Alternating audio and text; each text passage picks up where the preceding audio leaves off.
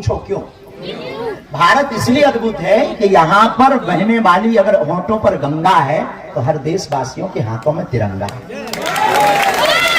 भारत इसलिए अद्भुत है कि पर्वत तो हम बहुत से देश गए, ऑस्ट्रेलिया भी गए, न्यूजीलैंड भी गए, लेकिन उन देशों में पर्वत तो हैं पर महादेव नहीं है पर्वतों का।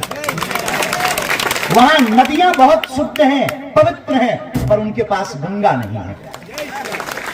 उनके पास पैसा बहुत है लेकिन भारत की तरह मुस्कुराहट नहीं है।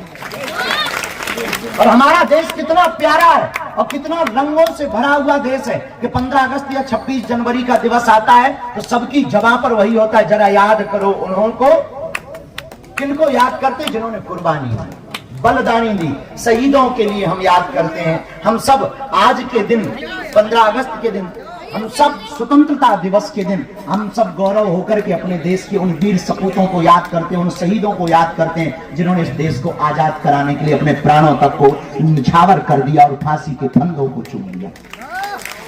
हमारा भारत बड़ा अद्भुत है और इसलिए अद्भुत है कि यहाँ सत्यम शिवम सुंदरम की गूंज के साथ वंदे मातरम भी बोला जाता है। माता की हमारा भारत बड़ा अद्भुत है। इस भारत में स्त्रियां भोग्या नहीं, हमारे देश की बेटियां और हमारे देश की माताओं को पूज्या माना जाता है। हम उस देश से आते हैं जहां हमारी भारत की किसी स्त्री को कोई राजा हरण करके ले जाता है तो हम उस देश से आते हैं तो उससे पूरी लंका को ही जला डालते हैं।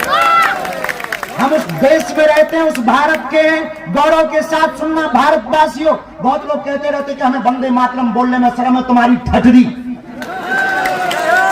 क्यों? क्योंकि हम उस देश से आते हैं जहां एक स्त्री के ऊपर कोई स्त्री के ऊपर अत्याचार करना चाहता, हमारी बहन बेटी की इज्जत लूटना चाहता, वहां महाभारत खड़ी हो जाती है। आपको सबको और हमको गौरव होना चाहिए कि हम उस